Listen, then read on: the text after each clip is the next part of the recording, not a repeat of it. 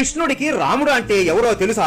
లేదా? ఒక రోజు కృష్ణుడు పడుకోకుండా అల్లరి చేస్తూ ఉంటాడు. అప్పుడు యశోదమ్మ, అరే కృష్ణ, ఇక పడుకోరా, సమయం అర్ధరాత్రి అవుతోంది, పడుకోరా నాయనా అని నిద్ర పుచ్చుతూ ఉంటుంది. అప్పుడు కృష్ణుడు, నిద్ర రావడం లేదు అమ్మా, ఒక కథ చెప్పు, వింటూ పడుకుంటాను అని అనగా, నీ కథలే ప్రతి పిల్లోడికి చెప్పి పడుకోబెడతారు, ఇప్పుడు నీకు నేను ఏం కథ చెప్పాలిరా అని ఆలోచిస్తూ కృష్ణుడిని పడుకోబెట్టి, పూర్వం ఇష్వాక వంశంలో దశరథ మహారాజు ఉండేవారు, అతనికి 9 కుమారులు అని చెప్తుంటే ఊకొడుతూ వింటుంటాడు. పెద్ద కొడుకు రామచంద్ర ప్రభు ఎంతో గొప్ప ధర్మాత్ముడు. ఆ రాముడు తండ్రికి ఇచ్చిన మాట కోసం 14 సంవత్సరములు అరణ్యవాసానికి వెళ్ళాడు. శ్రీకృష్ణుడు మెల్లగా కళ్ళు మూస్తూ ఉంటాడు. అమ్మయ్య, వీడు పనుకున్నాడు అని యశోదమ్మ అనుకుంటుంది. వనవాసానికి వెళ్ళినప్పుడు దుర్మార్గుడైన రావణాసురుడు అపహరించాడు అని అనగానే ఒక్కసారి కృష్ణుడు నిద్ర నుండి లేచి గట్టిగా, ఓ లక్ష్మణ, ధనుస్సు పట్టుకుని రా, నా వెంట రా, ఎవరో సీతని తీసుకుని వెళుతున్నారు అని అరుస్తాడు. ఉలిక్కి పడిన యశోదాదేవి తల మీద ఒక మొటిక్కాయ వేస్తుంది. అప్పుడు కృష్ణుడు